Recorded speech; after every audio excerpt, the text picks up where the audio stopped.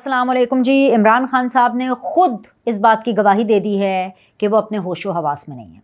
मुझे नहीं पता इमरान खान साहब किसी शोखे पुने में हैं, किसी जोम में हैं, किसी डर में हैं, किसी नशे में हैं, किसी जादू में हैं। मुझे नहीं पता कि उनकी एक्चुअल जो कैफियत है वो क्यों है ऐसी। लेकिन ये बात इमरान खान साहब ने ख़ुद लोगों को बता दी है। और वो लोग भी कौन से हैं? वो बड़े वेरीफाइड किस्म के लोग हैं, क्योंकि वो रिपोर्टर्स हैं, वो सहाफ़ी हैं। आपको पता है जब उनके केस की हेयरिंग होती है और अदालत लगती है जेल के अंदर ही, तो सहाफ़ी कुछ जाते हैं। और जब उनसे बातचीत की इमरान खान साहब ने, तो भाई जंगल में आग की तरह ये बात फैली हुई है कि इमरान खान साहब जो हैं वो बहुत ही बहकी बहकी बातें कर रहे हैं। भाई ज़ाहिर सी बात है, इमरान खान साहब जो हैं वो तो घुंघरू पहन के नाचने के लिए तैयार है। अब आप ये कहेंगे कि मैं ये क्यों कह रही हूँ, इस सब की तफसीलात मैं आपको इस वीडियो के अंदर बिल्कुल बताऊंगी। लेकिन सबसे पहले ज़रा जो नेशनल असेंबली का सेशन हुआ उसका तो मैं आपको अहवाल बता देती हूँ। भाई नेशनल असेंबली का धुआंधार सेशन हुआ और उसमें ऐसे ऐसे राज अफशा हुए कि मैं आपको बता नहीं सकती। जैसे कि कहाँ से शुरू करें? ऐसा करते हैं कि उमर अयूब साहब से शुरू करते हैं, क्योंकि उमर अयूब साहब जब नेशनल असेंबली में खड़े हुए तकरीर करने के लिए, अच्छा खबर तो मैं आपको बाद में बताती हूँ, लेकिन मैं पहले आपको ना इनका ये तरीका ज़रा बता दूँ। जब ऑपोजिशन खड़ी होती है ना बात करने के लिए, अबे यार इतने लंबे लंबे भाषण और पूरी बात करते हैं। और जो हुकूमती बेंचेस हैं वो भी उनकी बात बहुत जोशो खरोश के साथ और बड़े तरीके से सुनते हैं। जब बारी आती है जी भाई जी हुकूमती बेंचेस की बात करने के लिए, ऑपोजिशन अपना रोला मचा देती है। और ऑपोजिशन में कौन है? ऑपोजिशन में ये पीटीआई वाले। ऑपोजिशन में कौन है? उमर अयूब साहब, यानी अयूब खान साहब के पोते। और फिर उसके बाद जो शजरा नसब निकलते हैं, और फिर जो हिस्ट्री की यानी तारीख़ की जो ऐसी की तैसी होती है, और उसको जो रौला जाता है और उसको जो रौंदा जाता है, मतलब समझ से बाहर है। और ये लोग कंट्रोल नहीं होते। तो मैं इसीलिए, जैसे मैंने पिछली वीडियो में कहा ना कि भाई मुज़ाकरात नहीं, ईंट का जवाब पत्थर से। ये इंसानों की तरह महज़्ज़ब तरीके से बात करने के लायक ही नहीं है। इनको आता ही नहीं है, इनसे होएगा ही नहीं।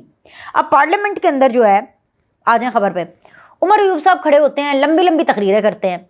उमर अयूब साहब ने जो अभी कल शाम को पार्लियामेंट का सेशन हुआ, जो ख़त्म हुआ, इतनी मारा मारी यार, बल्कि मेरा 7 बजे का शो था, वो भी आधा पार्लियामेंट का सेशन ही ले गया। हम शो कर रहे थे, आधा शो कट करके ब्रेकिंग पे गए। हाँ जी, ब्रेकिंग क्या चल रही है भाई? उमर अयूब साहब ने जी पहले खड़े हुए और उसके बाद उन्होंने जी निकाला अपना वो आइन की किताब और कहते हैं कि जी ये मैं आपको आइन का ये फलाना फलाना फलाना पढ़ के बताता हूँ। ठीक है, अब वो पढ़ के क्यों बता रहे थे? क्योंकि उससे पहले कह रहे थे कि जी वो DGISPR की जो प्रेस कॉन्फ्रेंस है हम उसको रिजेक्ट करते हैं। ठीक है, और क्यों रिजेक्ट करते हैं? कि जी फ़ौज जो है वो सियासत में मुदाखलत नहीं कर सकती। उसके बाद जी उन्होंने फ़ौज का जो हल्फ है वो अयूब खान साहब के जो पोते हैं उमर अयूब, उन्होंने पढ़ के सुनाया कि भाई जी ये तो नहीं हो सकता। अब भाई भला उनसे कोई कहे कि भाईजान हेलो आप जाग रहे हैं, आप होश में हैं? उमर अयूब साहब, आप ही तो कहते हैं कि हमने मुज़ाकरात फ़ौज से करने हैं। आइन की किताब से आप फ़ौजियों को आइन ऐसे बता रहे होते हैं जैसे कि फ़ौज तो मरी जा रही है ना आपके साथ बात करने के लिए, और आप कहते हैं नहीं भाई आप अपनी डोमेन में रहे। अरे भाई ये तो मरे जा रहे हैं, पीटीआई वाले मरे जा रहे हैं, ये उल्टा लटकने के लिए तैयार हैं, ये इतने जूते पॉलिश करने के लिए तैयार है, बस किसी तरह से यही जो DGISPR है, मैं आपको चैलेंज करती हूँ, मैं आपको बिल्कुल 100% कॉन्फिडेंस के साथ ये बात बता रही हूँ कि आज DGISPR अपने सेक्रेटरी के जरिए इनको राब्ता करें। DGISPR खुद भी नहीं, आर्मी चीफ भी नहीं, DGISPR के भी सेक्रेटरी इनको एक मिस कॉल दे दें। आप इनकी एटीट्यूड देखिएगा, आप इनकी स्पीडें देखिएगा, इन्होंने कैसे शूटर होके जाना है कि जी बिल्कुल जनरल आसिम मुनीर साहब हमारे माई बाप। बिल्कुल वैसे जब जनरल बाजवा साहब इमरान खान साहब के साथ थे तो वो कौम के बाप थे, जब जनरल बाजवा साहब इमरान खान के साथ नहीं थे तो वो गद्दार हो गए। जब जनरल बाजवा इमरान खान साहब के साथ थे तो हर जगह पे बेचारे, मैं उनको बेचारे ही कहूँगी कि जनरल बाजवा बेचारों को भेज देते, जाओ जी हर मुल्क से जाके पैसे लेकर के आओ। और जब वोट ऑफ नो कॉन्फिडेंस के बाद हुकूमत नहीं रही तो जनरल बाजवा से बुरा इंसान इमरान खान साहब के लिए कोई नहीं था। अब मसला ये है कि अभी भी इनका यही हाल है।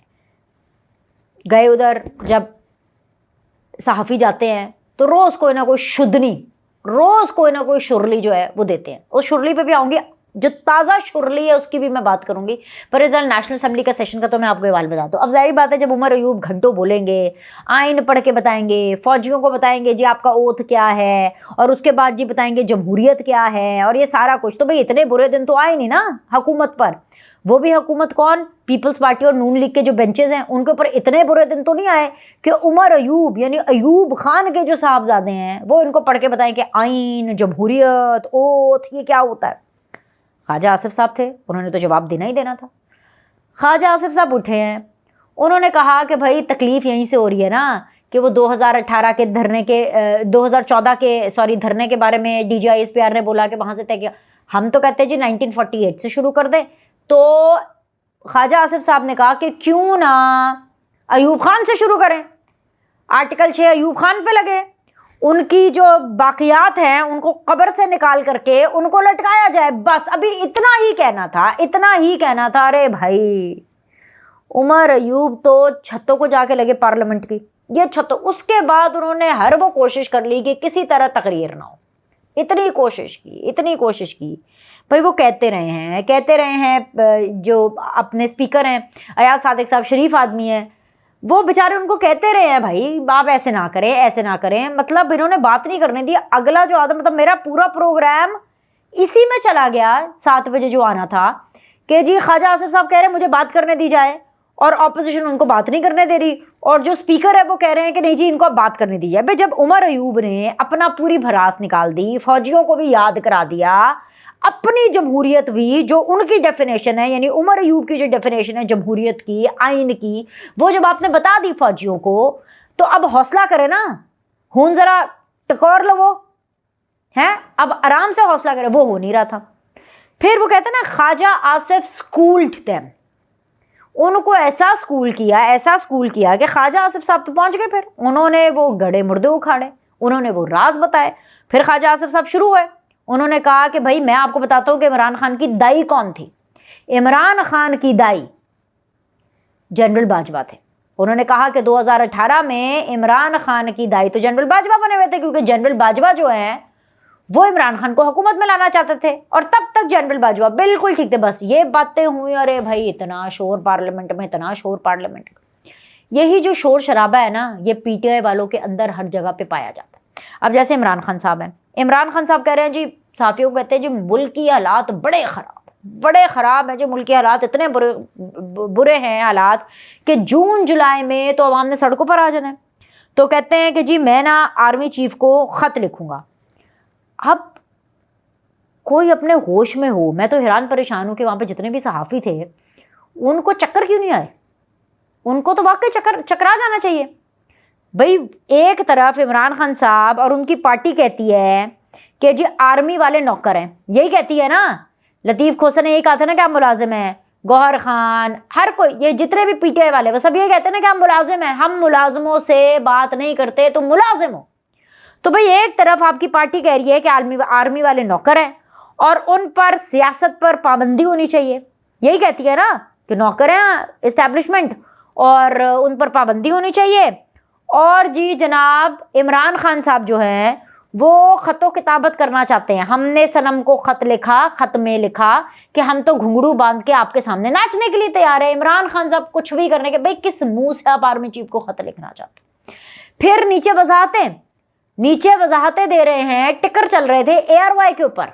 ARY को मैं इसलिए यहाँ पे कोट कर रही हूँ क्योंकि भाई वो तो PTI के एतबार से ऑथेंटिक खबरें देता है ना, तो मैं भाई PTI वालों की खबर उन्हीं के फेवरेट ARY के थ्रू आपको बता देती हूँ। उधर टिकर चल रहे थे नीचे, और उन टिकरों के अंदर जो नीचे लाल पट्टी चलती है, उस टिकर के अंदर भाई फरमाइशें हो रही थी इमरान खान साहब की। इमरान खान साहब कहते हैं मुझे तो जनरल आसिम मुनीर के साथ कोई मसला नहीं है, मैं तो अगर हुकूमत में आऊँगा भी तो मैं तब भी जनरल आसिम मुनीर के साथ बहुत अच्छे से काम करूँगा, मेरा जनरल आसिम मुनीर के साथ कोई मामला नहीं है, कोई इशू नहीं है, कोई कुछ नहीं है। भाई मतलब ख्वाहिशें ऐसी, हज़ारों ख्वाहिशें ऐसी कि हर ख्वाहिश पर दम निकले, ये वाली इनकी सूरत हाल है। इनको पता है नहीं कि इनकी पार्टी कर क्या रही होती। इनको मसला ये है कि जब से DGISPR ने, और जब से basically DGISPR is what the army chief is saying, तो जब से DGISPR ने ये खुल करके जिस प्रेस कॉन्फ्रेंस को कह रहे हैं ना कि सियासी है भाई, जिन पर आपने अटैक किया, जिन पर आपने हमला किया, जिनके ऊपर आप लोगों ने गंदे गंदे इल्जामात लगाए हैं, जिनके ऊपर आपने इमरान खान को मरवाने का इल्ज़ाम लगाया, बुशरा बीबी को ख़त्म करने का इल्ज़ाम लगाया, पूरी दुनिया को ख़त्म करने का इल्ज़ाम लगा दिया, शहबाज गिल को भी ये ख़त्म करना चाहते हैं, मरवत साहब को भी ख़त्म करना चाहते हैं, फलाने को भी, हर दुनिया जहाँ के लोगों को, पाकिस्तान की आर्मी ना हो गई, हमारे आर्मी चीफ ना हो गए, DGISPR ना हो गए, मतलब वो कॉन्ट्रैक्ट किलर हो गए। इनका दिमाग ख़राब है। इनको दो पड़ी होती इन्होंने सुत्तर होए होना था। मतलब अजीबो गरीब किस्म की ये बातें करते हैं। तो जब से वो प्रेस कॉन्फ्रेंस के अंदर खुल्लम खुल्ला उन्होंने बोला कि भाई नहीं करनी बात, हमने नहीं करने मुज़ाकरात, हमने नहीं छोड़ना हमने 9 मई वालों को, तब से भाई इनकी रातों की नींदें हुई हुई हैं हराम। अब ये हर ऑप्शन अडॉप्ट करने के लिए तैयार है कि जी अब मैं ख़त लिखूंगा आर्मी चीफ को। ओ भाई ख़त में आपने ऐसा क्या लिख देना है? किस आर्मी चीफ को आप ख़त लिखना चाहते हैं? उस आर्मी चीफ को ख़त लिखना चाहते हैं जो आपकी नज़र में मुलाजिम है, या उस आर्मी चीफ को ख़त लिखना चाहते हैं जो कि आपको मरवाना चाहता है, या उस आर्मी चीफ को इमरान खान साहब ख़त लिखना चाहते हैं जो कि बुशरा बीबी के पीछे पड़ा हुआ है? आप किस आर्मी चीफ को ख़त लिखना चाहते हैं? क्यों लिखना चाहते हैं आप ख़त? एक तरफ कहते हैं इंटरफेयर ना करो, दूसरी तरफ फिर ख़त लिख के आपने शिकायतें ही लगानी है ना, यही शिकायतें लगानी है ना, ख़त लिखे कि शिकायतें, ये बुरे लोग हैं मुझे ले आओ, ये बुरे लोग हैं इनसे कुछ नहीं होगा मुझे ले आओ।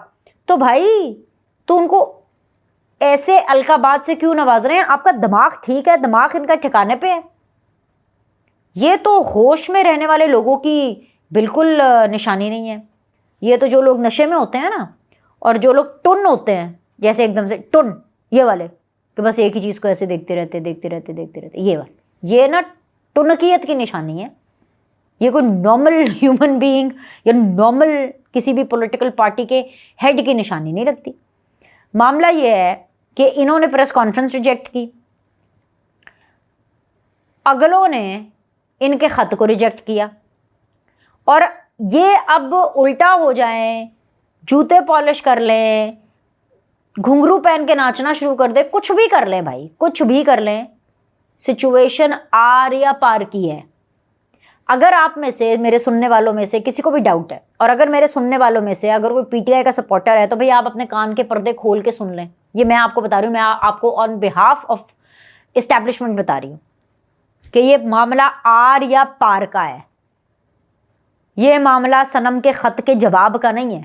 तो ये ख़त लिखें, ये तकरीर करें, ये पूरा थीसिस लिख लें, ये पूरा अपना जो है अफसाना लिख लें, ये पूरी ज़िंदगी की कहानी लिख लें। सिचुएशन इनके हाथ में नहीं है, सिचुएशन है आर या पार। अभी के लिए इतना ही। लाइक करें, सब्सक्राइब करें। आपसे अगली वीडियो में मिलते हैं।